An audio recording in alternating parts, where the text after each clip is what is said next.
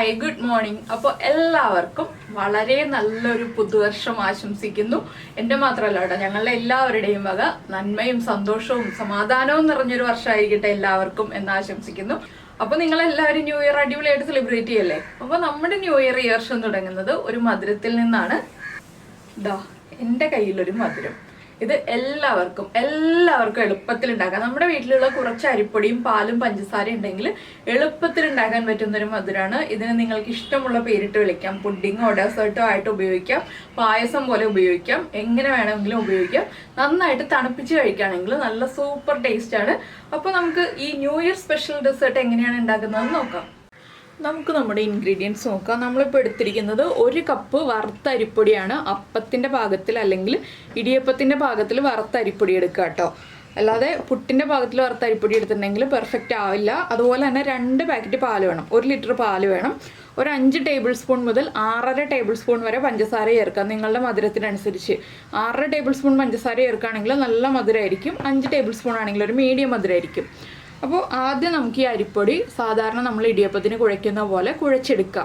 അപ്പോൾ 1 കപ്പ് അരിപ്പൊടിയാണ് എടുക്കുന്നതെങ്കിൽ 1.25 കപ്പ് വെള്ളം തിളപ്പിച്ച് കുറച്ച് ഉപ്പ് ചേർത്ത്, വളരെ കുറച്ച് ഒരു 2 പിഞ്ച് ഉപ്പ് ചേർത്ത് നന്നായിട്ട് കുഴച്ചെടുക്കുക. അപ്പോൾ നമ്മുടെ ഇടിയപ്പത്തിൻ്റെ പാകത്തിൽ കുഴച്ചെടുക്കുക. ഈ 1.25 കപ്പ് വെള്ളം എന്നുള്ളത് ചിലപ്പോൾ അങ്ങോട്ടും ഇങ്ങോട്ടും വ്യത്യാസം വരാം. നമ്മൾ എടുക്കുന്ന അരിപ്പൊടിയുടെ ബ്രാൻഡ് അനുസരിച്ച് ചെറിയ വ്യത്യാസം വരാം. എൻ്റെ കയ്യിലുള്ള അരിപ്പൊടിയുടെ ബ്രാൻഡ് അനുസരിച്ചുള്ള അളവാണ് ഈ പറയുന്നത്. അപ്പോൾ നമുക്ക് ആദ്യം അരിപ്പൊടി ഒന്ന് കുഴച്ചെടുക്കാം.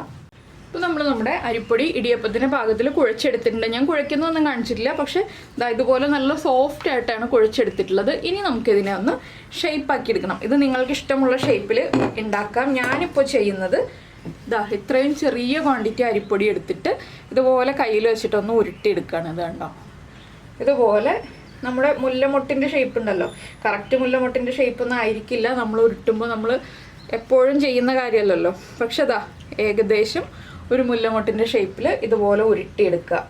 ഇത് കുട്ടികളെയും കൂടി ഉൾപ്പെടുത്തി ചെയ്യാൻ പറ്റുന്ന കാര്യമാണ്. ചെറിയ ചൂടിൽ ഉരുട്ടുക കേട്ടോ, നല്ല ചൂടോടെ ഉരുട്ടരുത്.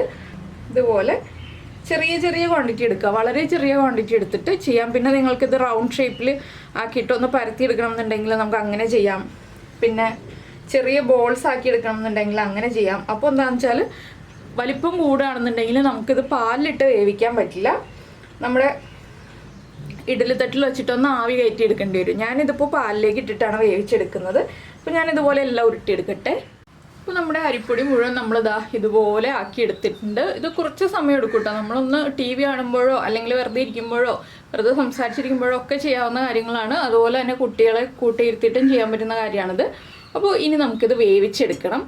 അപ്പോൾ നമ്മുടെ പാല് നന്നായിട്ട് തിളച്ച് പൊങ്ങിയിട്ടുണ്ട്. ഇനി നമുക്ക് ഫ്ലെയിം കുറച്ച് വയ്ക്കാം. ഇനി ചെറിയ ഫ്ലെയിമിൽ വെച്ചിട്ട് വേണം നമുക്ക് ഇളക്കി കൊടുത്തുകൊണ്ടിരിക്കാൻ. പാലൊന്ന് കുറുകി വരുന്നത് വരെ നമ്മളൊന്ന് ഇളക്കി തിളപ്പിച്ചുകൊണ്ടിരിക്കുക കേട്ടോ. ചെറുതായിട്ട് ഉള്ള ഫ്ലെയിമിൽ വെച്ചിട്ട് ഒന്ന് ഇളക്കി തിളപ്പിച്ചുകൊണ്ടിരിക്കുക. അല്ലെങ്കിൽ ഹൈ ഫ്ലെയിമിലാണ് വെക്കുന്നതെങ്കിൽ കൈയെടുക്കാതെ ഇളക്കി കൊടുക്കുക. ഒരുപാട് വറ്റരുത്, ചെറുതായിട്ടൊന്ന് വറ്റി തുടങ്ങുമ്പോൾ നമുക്കിതിലേക്ക് നമ്മൾ റെഡിയാക്കി വെച്ചിരിക്കുന്ന എന്താ പറയുക, റൈസിൻ്റെ മുല്ലമുട്ടെന്നോ റൈസ് ബോൾസ് എന്ന് പറയാൻ പറ്റില്ല, ആ റൈസ് ഡംപ്ലിങ്സ് എന്നോ എന്തെങ്കിലുമൊക്കെ പറയാം, അത് ഇട്ട് കൊടുക്കാം. അപ്പോൾ ചെറുതായിട്ടൊന്ന് തിളച്ച് കുറുക. ഇപ്പോൾ നമ്മൾ പഞ്ചസാര ചേർക്കരുത്. പഞ്ചസാര ചേർത്തിട്ടുണ്ടെങ്കിൽ പാല് വേഗം കുറുകി കിട്ടും. പക്ഷെ നമ്മുടെ ആ അരിപ്പൊടി ഊക്കായി വരാനായിട്ട് കുറച്ച് സമയം എടുക്കും. അപ്പോൾ നമുക്കിനി ഇതിലേക്ക് ഒന്ന് തിളച്ച് കുറുകി വരുന്നതനുസരിച്ച് നമുക്ക് കുറച്ചായിട്ട് ഈ അരിപ്പൊടിയുടെ ബോൾസ് ഇട്ട് കൊടുക്കാം. എന്താണെന്ന് വെച്ചാൽ ഒരുമിച്ച് തന്നെ മുഴുവനും കൂടി ഇട്ടിട്ടുണ്ടെങ്കിൽ നമുക്ക് ഇളക്കാൻ പറ്റില്ല. നമ്മൾ കുറച്ചിട്ട് ഇളക്കാതെ വേവിച്ചെടുക്കണം. ഇളക്കരുത്. പാലിലേക്ക് ഇട്ടിട്ട് ഇളക്കിയിട്ടുണ്ടെങ്കിൽ പൊടിഞ്ഞു പോകും, കുക്കാവാത്തല്ലേ. ഇപ്പോൾ ഞാനൊരു 1/4 ഭാഗം ഇട്ടിട്ടുണ്ട്. ഇനി ഇതൊന്ന് തിളച്ച് വരട്ടെ, തിളച്ചൊന്ന് കുക്കായി തുടങ്ങട്ടെ. അതിനുശേഷം നമുക്ക് ബാക്കിയുള്ളത് ഇടാം. ഇങ്ങനെ ഒരു 2-3 സ്റ്റേജായിട്ട് നമുക്ക് ഇട്ട് കൊടുക്കാം. ഇനിയിപ്പോൾ പാല് തിളയ്ക്കാൻ ഒന്ന് സ്ലോ ആവും പൊങ്ങി വരാനായിട്ട്. അപ്പോൾ നമുക്ക് ബാക്കിയുള്ളത് ഇട്ട് കൊടുക്കാം. ഓരോ സ്റ്റേജ് ബൈ സ്റ്റേജായിട്ട്, ഒരുമിച്ച് തന്നെ മുഴുവനും ഒരിക്കലും ഇടാതിരിക്കുക കേട്ടോ. ഇത് വേഗം തന്നെ കുക്കായി കിട്ടും. പാലിലേക്ക് ഇട്ട് കഴിഞ്ഞിട്ടുണ്ടെങ്കിൽ ഒന്ന് തിളച്ച് കഴിഞ്ഞിട്ട് നമുക്ക് ഇളക്കി കൊടുക്കാം. അപ്പോൾ നമ്മുടെ പാല് വീണ്ടും തിളയ്ക്കുന്നുണ്ട്. ഞാൻ ചെറുതായിട്ട് ഒന്നുകൂടി ഒന്ന് മേൽഭാഗം മാത്രം ഇളക്കി കൊടുക്കുകയാണ്, അടിഭാഗത്തേക്ക് ഇളക്കുന്നില്ല. ഇനി നമുക്ക് നമ്മുടെ ഈ റൈസ് ബോൾസ് വീണ്ടും ഇട്ട് കൊടുക്കാം.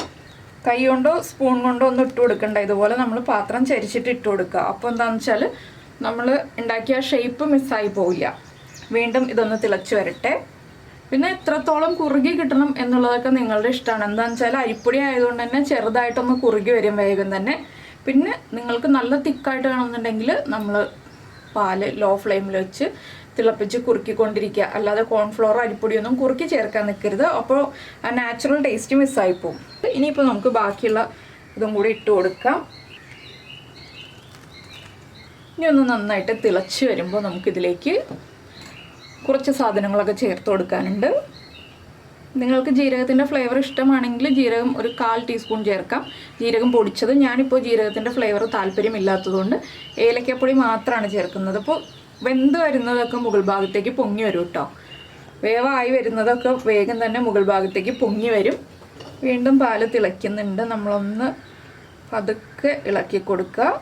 ഇനി നമ്മളിതിലേക്ക് ചേർക്കുന്നത് ഒരു 1/2 ടീസ്പൂൺ ഏലക്കപ്പൊടി. ഏലക്കപ്പൊടി ഇപ്പോഴും ചേർക്കണം, ലാസ്റ്റും ചേർക്കണം. എന്താണെന്ന് വെച്ചാൽ ഏലക്കപ്പൊടിയുടെ ഫ്ലേവർ നല്ലൊരു ഫ്ലേവറാണ്. അതുകൊണ്ടാണ് ഇപ്പോഴും ലാസ്റ്റും ചേർക്കാമെന്ന് പറയുന്നത്. ലാസ്റ്റ് ചേർക്കുമ്പോൾ നമുക്ക് ആ ഫ്ലേവർ കൂടുതൽ സമയം നിൽക്കും. ഇപ്പോൾ ചേർക്കുമ്പോൾ നമ്മുടെ ഈ അരിപ്പൊടിയുടെ ബോൾസിലേക്കൊക്കെ നന്നായിട്ട് പിടിച്ചു വരും ഏലക്കയുടെ ഫ്ലേവർ. അപ്പോൾ ഇനി ഇതൊന്ന് ഇളക്കി കൊടുക്കുക. ഒന്ന് കുറുകി വരട്ടെ. നമുക്കൊന്ന് സ്പൂണിൽ കോരി കഴിക്കാൻ പറ്റുന്ന പാകത്തിലാണ് ഞാനിപ്പോൾ ഉണ്ടാക്കുന്നത്. നിങ്ങൾക്ക് ഗ്ലാസ്സിൽ പതുക്കെ വലിച്ചു കുടിക്കാൻ പറ്റുന്ന പാകത്തിൽ മതിയെന്നുണ്ടെങ്കിൽ പാൽ ഒരുപാട് കുറുക്കിയെടുക്കാതിരിക്കുക. സ്പൂണിൽ കോരി കഴിക്കാനാകുമ്പോൾ നമുക്ക് കുറച്ചുകൂടി കുറുക്കിയെടുക്കാം. പിന്നെ ഇത് ഇളം ചൂടോടെയും കഴിക്കാം. ഫ്രിഡ്ജിൽ വെച്ച് നന്നായിട്ട് തണുപ്പിച്ചിട്ടും കഴിക്കാം. ഫ്രിഡ്ജിൽ വെച്ച് തണുപ്പിച്ചിട്ട് കഴിക്കുമ്പോൾ പഞ്ചസാര കുറച്ച് കൂടുതലായിട്ട് ചേർക്കണം. എന്താണെന്ന് വെച്ചിട്ടുണ്ടെങ്കിൽ തണുപ്പ് വരുമ്പോൾ മധുരത്തിൻ്റെ അളവ് കുറവാണ് നമുക്ക് ഫീൽ ചെയ്യുക. അതുകൊണ്ടാണ് കുറച്ച് പഞ്ചസാര കൂടുതൽ ചേർക്കണം എന്ന് പറയുന്നത്. ഇനി ഇത് ഇവിടെ ഇരുന്ന് തിളയ്ക്കട്ടെ. ഇടയ്ക്കിടയ്ക്കൊന്ന് ഇളക്കി കൊടുക്കണം. ഒരു 5 മിനിറ്റോളം ഞാൻ തിളയ്ക്കാൻ വിടുകയാണ്. തിളച്ചുകൊണ്ടേയിരിക്കട്ടെ. അപ്പോൾ നമ്മുടെ പാലൊക്കെ തിളച്ചൊന്ന് കുറുകി വന്നിട്ടുണ്ട് കണ്ടോ. ഇനി നമുക്കിതിലേക്ക് പഞ്ചസാര ചേർത്ത് കൊടുക്കാം. പഞ്ചസാര നിങ്ങളുടെ മധുരം അനുസരിച്ച് എന്ന് ഞാൻ ഒരു പ്രാവശ്യം കൂടി പറയുകയാണ്. എന്താണെന്ന് വെച്ചാൽ ഒരുപാട് മധുരമായി പോയിട്ടുണ്ടെങ്കിൽ നമുക്ക് കഴിക്കാൻ ബുദ്ധിമുട്ടായിരിക്കും. അതുകൊണ്ടാണ് നിങ്ങളുടെ മധുരം അനുസരിച്ചെന്ന് പറയുന്നത്. നമുക്ക് ഈ റൈസ് ബോൾസിലേക്ക് അല്ലെങ്കിൽ റൈസ് ഡംപ്ലിങ്സിലേക്ക് മധുരം പിടിക്കാൻ പാകത്തിന് നമ്മൾ ഈ ഒരു സ്റ്റേജ് ആകുമ്പോൾ പഞ്ചസാര ഇട്ട് കൊടുക്കുക. ഇനി ഒന്നുകൂടി ഒന്ന് ചെറുതായിട്ട് കുറുകി വരുമ്പോൾ പഞ്ചസാരയൊക്കെ ഇതിലേക്ക് പിടിച്ചു വരും. അപ്പോൾ ഞാനിത് ഗാർണിഷ് ചെയ്യാൻ പോകുന്നത് നമ്മുടെ ആൽമണ്ട്സും കാഷ്യൂനട്ട്സും കൊണ്ടാണ്.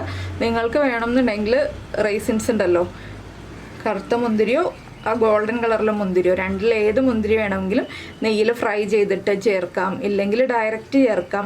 ഞാനിപ്പോൾ നെയ്യൊന്നും ആഡ് ചെയ്യുന്നില്ല കേട്ടോ. 1 സ്പൂൺ നെയ്യ് ചേർക്കുന്നുണ്ട്. അത് ഫ്രൈ ചെയ്തിട്ട് ചേർക്കാനല്ല, ജസ്റ്റ് ടേസ്റ്റിന് വേണ്ടി 1 ടീസ്പൂൺ നെയ്യ് മാത്രം ചേർത്ത് കൊടുക്കുന്നുണ്ട്.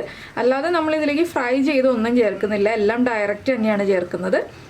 അപ്പോൾ ഇപ്പോൾ തന്നെ നെയ്യ് ചേർക്കരുത്. നിങ്ങൾ നെയ്യിൽ ഫ്രൈ ചെയ്തിട്ട് ചേർക്കുകയാണെങ്കിൽ ആ നെയ്യ് ഒഴിച്ചു കൊടുത്താൽ മതി. വേറെ നെയ്യ് എക്സ്ട്രാ ആഡ് ചെയ്യേണ്ട ആവശ്യമില്ല.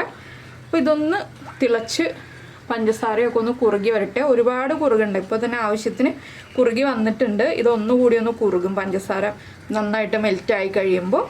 അതിന് ശേഷം നമുക്ക് എന്തൊക്കെയാണ് ചേർക്കുന്നത്, എങ്ങനെയൊക്കെയാണ് ചേർക്കുന്നതെന്ന് പറയാം. അപ്പോൾ നമ്മുടെ പഞ്ചസാരയൊക്കെ നന്നായിട്ട് മെൽറ്റായി കറക്റ്റ് ടേസ്റ്റായി വന്നിട്ടുണ്ട്. ഇനി ഞാനിപ്പോൾ ഫ്ലെയിം ഓഫ് ചെയ്യാണ്. ഫ്ലെയിം ഓഫ് ചെയ്തിട്ടാണ് ബാക്കിയുള്ള കാര്യങ്ങൾ ചെയ്യുന്നത്. എന്താണെന്ന് വെച്ചിട്ടുണ്ടെങ്കിൽ ഇനി ഇത് ഇരിക്കും തോറും കുറുകി വരും എന്ന് പറഞ്ഞല്ലോ. അതുകൊണ്ടാണ് നമ്മൾ ഈ ഒരു സ്റ്റേജ് ആകുമ്പോൾ ഫ്ലെയിം ഓഫ് ചെയ്യുന്നത്. അപ്പോൾ ഈ ബോൾസ് കുക്കായിട്ടുണ്ടോ എന്ന് നിങ്ങൾക്ക് നോക്കണം എന്നുണ്ടെങ്കിൽ ഒരു ഫോർക്ക് യൂസ് ചെയ്തിട്ട് കട്ട് ചെയ്ത് നോക്കിയിട്ടുണ്ടെങ്കിൽ കുക്കായിട്ടുണ്ടോ എന്ന് അറിയാൻ പറ്റും, കട്ടാവുന്നുണ്ടെങ്കിൽ. അതിനുശേഷം മാത്രം പഞ്ചസാര ചേർക്കാം കേട്ടോ. നിങ്ങൾ ആദ്യമായിട്ടാണ് ഇങ്ങനെയുള്ള കാര്യങ്ങളൊക്കെ ചെയ്യുന്നതെന്നുണ്ടെങ്കിൽ. ഇനിയിപ്പോൾ ഞാൻ ചേർക്കുന്നത് കുറച്ച് ആൽമണ്ട്സും കാഷ്യൂനട്ട്സും. ഇത് റോസ്റ്റ് ചെയ്തിട്ട് ചേർക്കണമെങ്കിൽ ചേർക്കാം. നമ്മളിപ്പോൾ റോസ്റ്റ് ചെയ്യാതെ ചേർക്കുന്നു എന്നേ ഉള്ളൂ. ഇതിൻ്റെ കൂടെ തന്നെ 1 ടീസ്പൂൺ നെയ്യ്, പിന്നെ ഒരു 1/2 ടീസ്പൂണും കൂടി ഏലക്ക പൗഡർ. ഇത്രയും ചേർത്തൊന്ന് മിക്സ് ചെയ്തെടുത്തിട്ടുണ്ടെങ്കിൽ നമ്മുടെ ഡെസേർട്ട് റെഡി ആയി കഴിഞ്ഞു. അപ്പോൾ നിങ്ങളെല്ലാവരും ട്രൈ ചെയ്ത് നോക്കുമല്ലോ. ഉറപ്പായിട്ടും ട്രൈ ചെയ്ത് നോക്കിയിട്ട് ഫീഡ്ബാക്കൊക്കെ അറിയിക്കുക കേട്ടോ. നന്നായിട്ടൊന്ന് ഇളക്കി മിക്സ് ചെയ്യുക. ആൽമണ്ട്സും കാഷ്യൂനട്ട്സിനൊന്നും അളവില്ല, നിങ്ങൾക്ക് ഇഷ്ടമുള്ള അത്രയും ചേർക്കാം. ഇടയ്ക്ക് കടിക്കാൻ കിട്ടുന്ന പാകത്തിൽ ചേർക്കാൻ വേണ്ടി ആവശ്യത്തിന് ചേർത്ത് കൊടുക്കുക. ഞാനിപ്പോൾ എന്താ ചെയ്യാൻ പോകുന്നതെന്ന് വെച്ചിട്ടുണ്ടെങ്കിൽ ലാസ്റ്റ് ഡെക്കറേറ്റ് ചെയ്യുമ്പോൾ കുറച്ചും കൂടി ഇട്ട് കൊടുക്കുന്നുണ്ട്. അതുകൊണ്ടാണ് ഇപ്പോൾ വളരെ കുറച്ച് മാത്രം ചേർത്തത്. പിന്നെ നെയ്യുടെ ഫ്ലേവർ അത്ര താല്പര്യം ഇല്ലെന്നുണ്ടെങ്കിൽ 1/2 ടീസ്പൂൺ ചേർത്താലും മതി. 1 ടീസ്പൂൺ നെയ്യ് ചേർക്കുമ്പോൾ കൂടുതൽ ടേസ്റ്റ് വരും.